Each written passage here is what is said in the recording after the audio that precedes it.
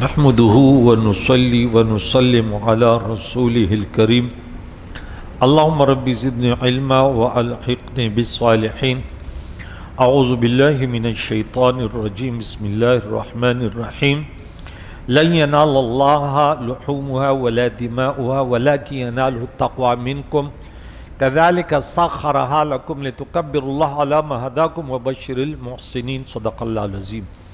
سورہ حج کی آیت نمبر 37 آج آپ نے سماعت کی، 36 آیتیں ہو گئی۔ یہاں اللہ کریم قربانی جو کرتے ہیں حج کے دوران کرتے ہیں، اس کے علاوہ بھی لوگ ایک قربانی حج کی ہے، لیکن اس کے علاوہ بھی ایک صاحب استطاعت پر جو واجب قربانی وہ بھی ہے، وہ پورے دنیا میں کی جاتی ہے، اور قربانی وہ حج والی تو صرف حرم میں کی جاتی ہے۔ تو اس کے بارے میں اللہ فرماتا ہے کہ ہرگز لن ینال اللہ لحومها، ہرگز نہیں پہنچیں گے اللہ کو تمہاری قربانی کے گوشت، اللہ کو ضرورت ہی نہیں ہے، ولا دماؤها، اور نہ پہنچیں گے اللہ کو ان کے خون، ولیکن لیکن ہاں پہنچیں گے، کیا پہنچے گا؟ ینالہ، اس اللہ کو التقوی، تمہارے اللہ کے حکم کے وانحر، قربانی کرو، تم نے اللہ کے حکم کو جاوری کی، تم میں سے جو تقوی پرہیزگاری ہے وہ اللہ کو پہنچتے، اللہ تمہارے تقوی کو دیکھتے کہ میرے حکم کی بجاوری کے لیے آپ کتنے کمر بستہ ہیں۔ اسی طرح ہم نے مسخر کیا تمہارے لیے ان جانوروں کو، ان قربانیوں کو، تاکہ تم اللہ کی بڑائی بیان کرو اس پر کہ اللہ نے تمہیں ہدایت دی، اور اللہ کریم فرماتا ہے اور نیکی کرنے والوں کو خوشخبری سناؤ۔ شان نزول دور جاہلیت کے کفار اپنی قربانیوں کے خون سے کعبہ معظمہ کو، دیواروں کو آلودہ کرتے تھے۔ آج بھی جہالت کا دور ہے، کچھ لوگ جانور کے خون پتہ نہیں لیتے، کوئی گھر میں بنیادوں میں ڈال لیا، بھئی یہ خون نجس ہے یار، یہ قرآن میں بار بار آتا ہے، آپ نے پڑھا بار بار آتا ہے نا، سورہ بقرہ میں 173 نمبر میں، پھر سورہ مائدہ میں 3 نمبر پہ، سورہ مائدہ میں 145 سورہ مائدہ میں، سورہ انعام میں 145 نمبر پہ، اور سورہ نحل میں 115 نمبر پہ، خون ایک آیت میں صرف بہتا ہوا خون ہے سورہ نحل میں، باقی میں صرف خون ہے، انما حرم علیکم المیتۃ والدم ولحم والدم، اور خون ہم نے حرام کیا۔ تو یہ تو نجس چیز ہے، پتہ نہیں لوگ لے رہے ہیں تو کوئی پی رہے ہیں تو کوئی کیا کر رہے ہیں، کوئی کیا کر رہے ہیں، نوست۔ لوگ پہلے کہتے ہیں نا کہ جہاں گھر بنا رہے ہیں تو سمجھتے ہیں کہ بنیادوں میں خون ڈالو تو برکت، ارے بھائی خون نہیں، یہ صدقہ پیش کرتے ہیں کہ اللہ تعالیٰ اس گھر کے، ہمارے اس گھر میں برکتیں کرے۔ اب وہ سمجھ رہے کہ نہیں اس خون میں بڑا وہ ہے، خون تو نجس ہے۔ تو یہ دور جاہلیت کا یہ ایک طریقہ تھا کہ معظمہ کی خانہ کعبہ کے دیواروں پر وہ خون لگا لیتے اور اسے قرب کا سبب جانتے تھے۔ جب مسلمانوں نے حج کیا اور یہی کام کرنے کا ارادہ کیا تو اس پر یہ آیت کریمہ نازل ہوئی اور ارشاد فرمایا گیا کہ اللہ تعالیٰ کی بارگاہ میں ہرگز نہ ان کی قربانیوں کے گوشت پہنچتے ہیں اور نہ ان کے خون، البتہ تمہاری طرف سے پرہیزگاری اس کی بارگاہ تک پہنچتی ہے، اور قربانی کرنے والے صرف نیت کے اخلاص اور تقوی کی شرائط کی رعایت کر کے اللہ تعالیٰ کو راضی کرنے کی نیت کرے۔ تو اس آیت سے معلوم ہے کہ جو نیک عمل اچھی نیت اور اخلاص کے بغیر کیا جائے وہ اللہ تعالیٰ کے بارگاہ میں مقبول نہیں۔ جان دے دے، مال دے دے، نیت خراب ہے تو کوئی فائدہ نہیں ہے۔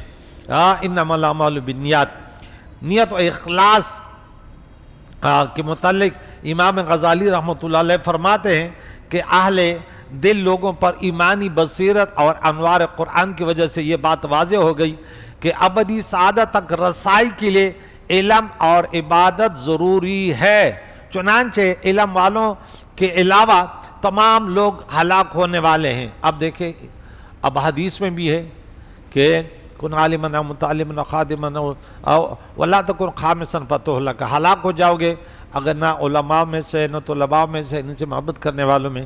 یہاں فرماتے ہیں کہ امام غزالی فرماتے ہیں کہ علم والوں کے علاوہ کس میں یہ حوالہ یاد رکھیں، احیاء العلوم کتاب النیت والاخلاص والصدقہ، جلد نمبر 5 صفحہ 86 میں انہوں نے مرقوم کیا ہے کہ تمام لوگ ہلاک ہونے والے ہیں، علماء علم والوں کے علاوہ تمام لوگ ہلاک ہونے والے ہیں، اور عمل کرنے والوں کے علاوہ تمام علماء بھی ہلاک ہونے والے ہیں۔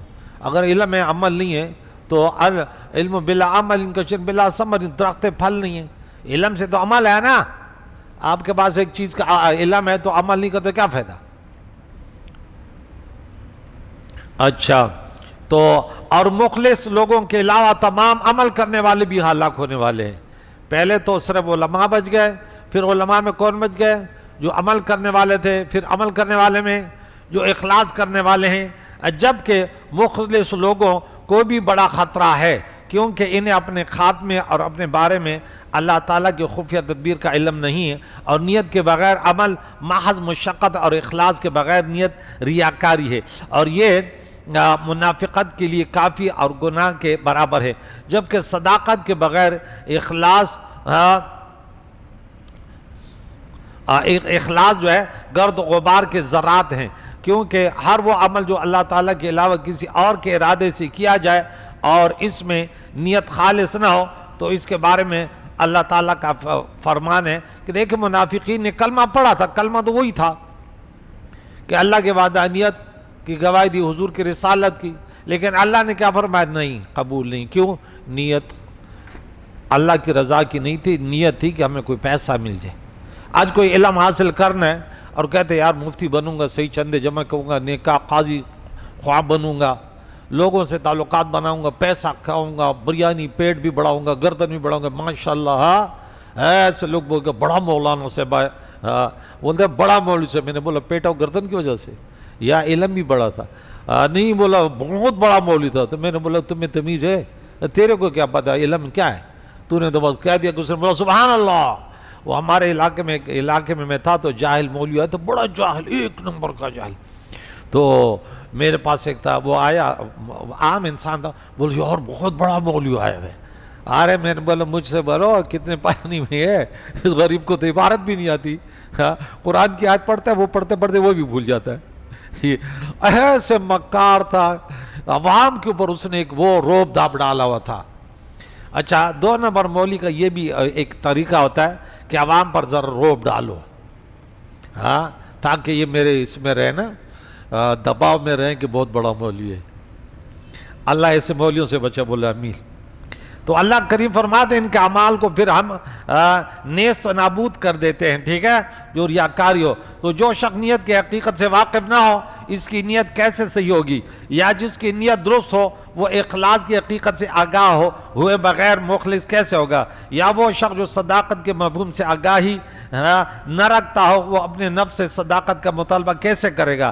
لہذا جو شخص اللہ تعالیٰ کی اطاعت کا ارادہ رکھتا ہو، اس کے سبب سے پہلے ذمہ داری یہ ہے کہ وہ نیت کا علم حاصل کرے، تاکہ اس سے نیت کی معرفت حاصل ہو، پھر صداقت اور اخلاص کی حقیقت سے آگاہ ہو کر عمل کے ذریعے نیت کو صحیح کرے، کیونکہ بندے کی نجات اور چھٹکارے کا وسیلہ یہی 2 باتیں ہیں، صداقت اور اخلاص ہیں۔ نیت، اخلاص و صداقت کے بارے میں تفصیلی معلومات جو ہے اگر حاصل کرنی ہو تو امام غزالی علیہ رحمہ اپنی کتاب احیاء العلوم، کتاب النیت والاخلاص والصدقہ، جلد نمبر 5 میں جو ہے انہوں نے اس کی تفصیلی گفتگو کی ہے۔ اللہ تعالیٰ اس کو پڑھنے کی توفیق عطا فرمائے۔ آگے اللہ کریم فرماتے ہیں وَكَذَلِكَ سَخَّرَهَا لَكُمْ، اسی طرح ہم نے یہ جانور تمہارے قابو میں دے دیے ہیں۔ ارشاد فرمایا کہ اسی طرح ہم نے یہ جانور تمہارے قدرت میں، تمہارے طاقت میں، حالانکہ تم کمزور ہو، اپنے سے طاقتور مخلوق کو اپنے قابو میں کیے ہوئے ہیں، تاکہ اس سے تمہیں اللہ تعالیٰ کی عظمت معلوم ہو کہ اس نے ان جانوروں کو تمہارے قابو میں دے دیا جنہیں لوگوں کے قابو میں دینے پر اس کے علاوہ اور کوئی قادر نہیں، اور اس بات پر تم اللہ تعالیٰ کی بڑائی بیان کرو کہ اس نے تمہیں ان جانوروں کو مسخر کرنے اور ان کے ذریعے تقرب حاصل کرنے کے طریقے کی ہدایت دی، اور اے حبیب علیہ السلام آپ ان لوگوں کو اعمال مقبول ہونے کی خوشخبری اور جنت کی بشارت دے دیں جو کیا ہیں؟ محسنین ہیں۔ واللہ یحب المحسنین، محسنین کا بہت بڑا درجہ ہے، اللہم اجعلنا من المحسنین، کہ کوئی لالچ وغیرہ نہ ہو، دوسروں کے ساتھ احسان کرنے ہو لیکن پیسہ کمانا نہ ہو۔ اللہ کے گھر کے جو خادمین ہیں، علماء ہیں اور مؤذنین ہیں اور خادمین ہیں، اللہ ان کو اخلاص کی دولت دے۔ جو مخلص ہوگا دنیا بھی اس کی و آخرت بھی اس کی، اور جو بولے نہیں میرے تو 2 روپے دی خیر ہونی چاہیے۔ ہاں، پڑھانے والے، قرآن پڑھانے والے سب سے بہتر لوگ ہیں، خیرکم من تعلم القرآن وعلم، لیکن کوئی قاری ایسے پڑھاتا ہے کہ اس کو پیسے کی فکر ہے یا ریاکاری کرتا ہے، لیکن طلباء کو مطمئن، طلباء سے ان کی محبت نہیں ہے۔ ہاں، وہ زندگی بھر قرآن پڑھائے نا، طلباء کے دلوں میں ان کی محبت تک نہیں ہے، تو کیا وہ قاری کیا ہے، وہ مدرس کیا ہے؟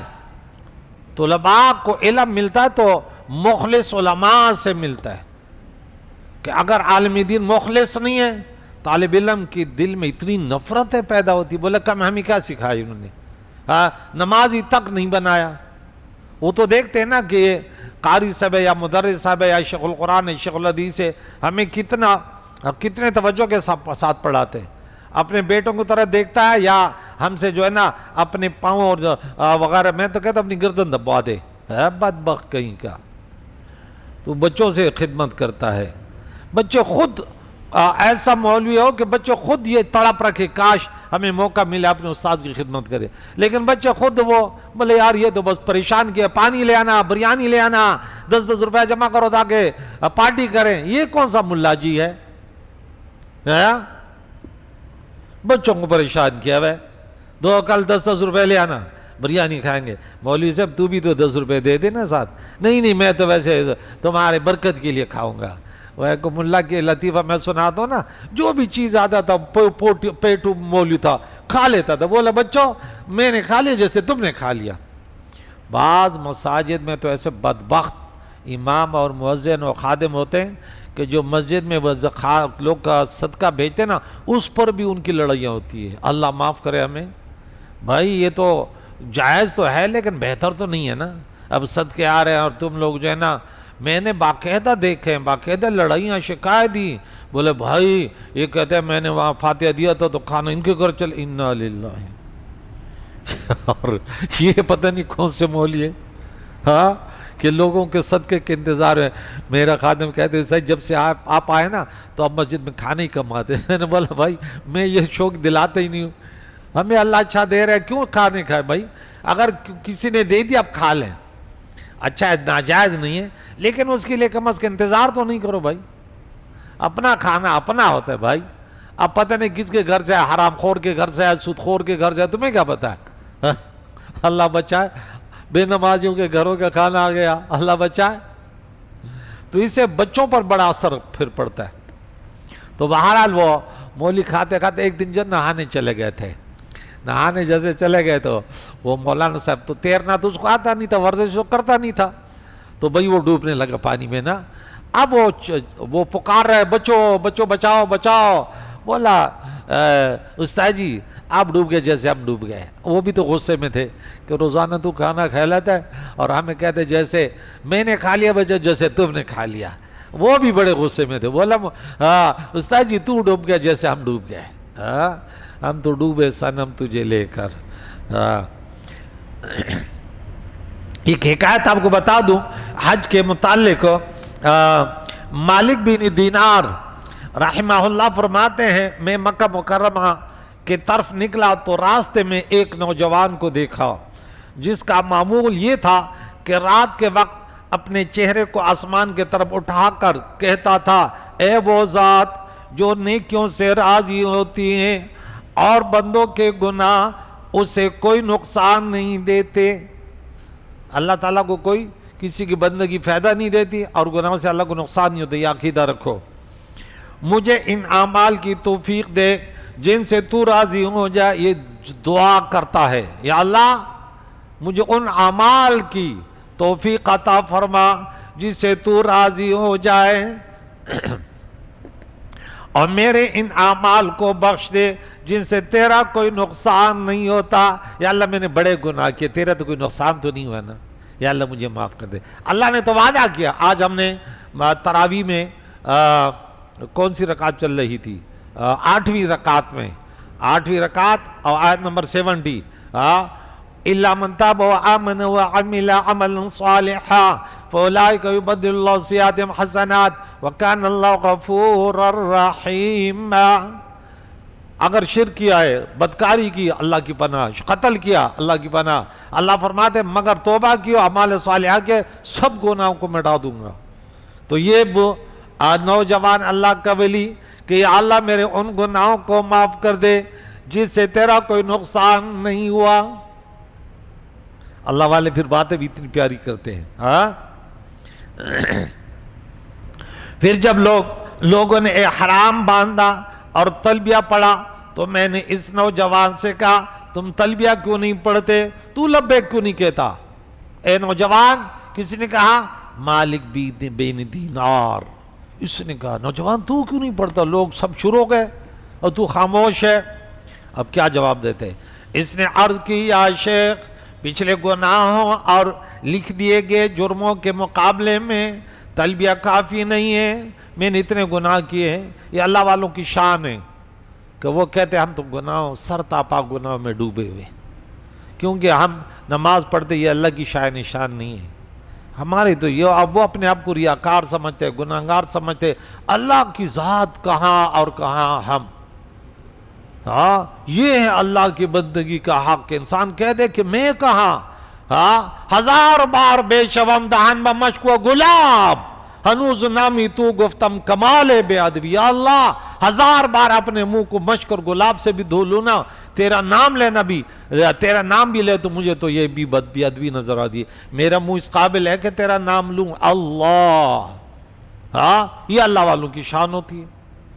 अच्छा, तो क्या कहता है कि इसके मुकाबले में ये तलबिया काफ़ी नहीं है। मैं इस बात से डरता हूँ कि मैं लब्बैक कहूँ और मुझसे ये कह दिया जाए कि तेरी हाज़री कबूल नहीं, ला लब्बैक, तेरे लिए कोई सआदत नहीं, मैं न तेरा कलाम सुनूंगा और न तेरी तरफ नजर रहमत फरमाऊंगा। उसने मुझे ये जवाब दिया कि मैं कैसे लब्बैक कहूँ, ये ज़बान इस काबिल है, कितने गुनाह करके अब कह दे कि या अल्लाह मैं हाजिर हूँ।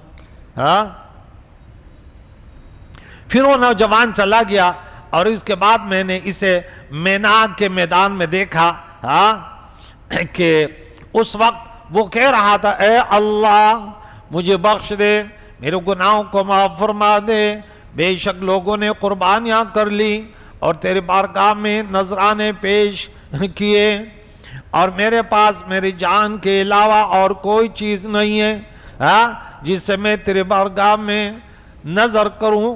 तो मेरे परवरदिगार मेरे तरफ से मेरी जान की कुर्बानी कबूल कर ले। मालिक भी दीनार। फरमाते हैं फिर इस नौजवान ने एक चीख मारी और उसकी रूह कफ़स अंसरी से परवाज कर गई, दुनिया से चल बसा कि वो अपने आप को, ये होते अल्लाह वाले इस कदर खौफज़दा कि वो इतने नेक, फिर भी हर सांस पे उन्हें खौफ होता है कि हमारे साथ क्या होगा। तो बेशक अल्लाह दफ़ा करते हैं उन लोगों से जो ईमान लाया है, मुसीबतें उनके गुनाह, बेशक अल्लाह पसंद नहीं करता कुल्ल खव्वानिन कफूर, नाशुक्र और बददियानत, नाशुक्र को अल्लाह पसंद नहीं करता। यानी मुशरिकों ने हुदैबिया के साल सैयदुल मुरसलीन सल्लल्लाहु अलैहि वसल्लम और इनके सहाबा किराम को हज करने से रोक दिया और जो सहाबा किराम मक्का मुकर्रमा में मौजूद थे इन्हें वो तरह तरह की अजियतें और तकलीफ़ें दिया करते थे। चुनांचे हज के लवाज़िमात और मनासिक बयान फरमाने के बाद अल्लाह करीम ने मुसलमानों की बशारत दी कि बेशक अल्लाह ताला मुसलमानों पर आने वाली बलाएँ इनसे दूर फरमाता है और मुशरिकों के ख़िलाफ़ इनकी मदद फरमाता है कि इन्ना अल्लाह युदाफ़े दफ़ा करता है उन लोगों से जो ईमान लाए। और बेशक अल्लाह ताला किसको, हर बड़े बददियानत नाशुक्र को पसंद नहीं करता। अल्लामा सावी फरमाते कि इस आयत के नुज़ूल का सबब अगरचे ख़ास है लेकिन एतबार अल्फाज के उमूम का है, इसलिए मुसलमान अगरचे बला और मुसीबत वगैरह से आजमाए जाएँ, बिल आखिर इज़्ज़त नुसरत और बड़ी कामयाबी मुसलमानों के लिए है और मुसीबतें इनके गुनाहों का कफ़ारा, दर्जात की बुलंदी का सबब है। ख्याल है कि नेक अमाल की बरकत से या महबूब बंदों के तुफ़ैल और بارہا محض اپنے کرم سے اللہ تعالیٰ دنیا میں بھی مسلمانوں سے بلائیں ٹالتا ہے اور آخرت میں بھی ٹالے گا، جیسے کہ قرآن مجید اور حدیث مبارکہ میں موجود ہے۔ تو اللہ تعالیٰ کس کو نہیں پسند کرتا؟ ہر بڑے بد دیانت ناشکرے کو اللہ کا کریم محبوب نہیں رکھتا، یعنی اللہ تعالیٰ ان کفار کو پسند نہیں فرماتا جو اللہ تعالیٰ اور اس کے حبیب علیہ الصلوۃ والسلام کے ساتھ کفر کر کے ان کی خیانت اور خدا کی نعمتوں کی ناشکری کرتے ہیں، اور اللہ تعالیٰ انہیں اس عمل کی سزا ضرور دے گا۔ تو اللہ تعالیٰ سے دعائیں انشاءاللہ آگے جہاد کے متعلق گفتگو ہوگی، مساجد، اور یہ کہ اللہ کریم اگر بعض کو بعض کے ذریعے دفع نہ کرتا تو اللہ تعالیٰ کی عبادت جس میں اللہ کی عبادت کی جاتی ہے وہ درویشوں کے وہ کیا ہیں ثواب میں ہیں، اور یا عیسائیوں کے عبادت خانے گرجے ہیں، وہ بیعون و صلوات، اور یہودیوں کے وہ ہیں کیا نام ہے عبادت خانے، اور مسلمانوں کی مسجدیں۔ تو اللہ ان کی حفاظت کرتا ہے۔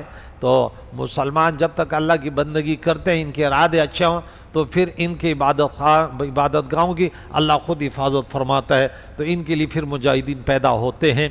اور یہ پہلے شریعتوں میں بھی تھا، خصوصاً اس شریعت مطہرہ میں اللہ کریم سے دعا ہے ہمیں اس ماہ رمضان کہ آج 15ویں تراویح ہو گئی، اللہ تعالیٰ میں اللہ تعالیٰ کی مسجدوں کا بات کرنے والے، اللہ کے اس پیارے کلام کو پڑھ کر خود عمل کر کے پھر دوسروں کو سکھانے کی اللہ توفیق دے۔ اللہ کی رضا کے لیے کریم اللہ میں توفیق عطا فرما، جو علماء کرام پیران اعظام تیری رضا کے لیے اللہ تیرے کلام پیارے نبی کے فرامین مجتہدین کرام نے جو ان کے خلاصے اللہ ان کے نچوڑ ان کے استعمال کے ہیں انہیں دوسری دنیا تک پہنچا کر اور اب خود عمل کر کے یا اللہ تجھے راضی کرنے کی جد و جہد کی توفیق عطا فرما۔ وصلی اللہ علیہ محمد و صحبہ اجمعین برحمتک۔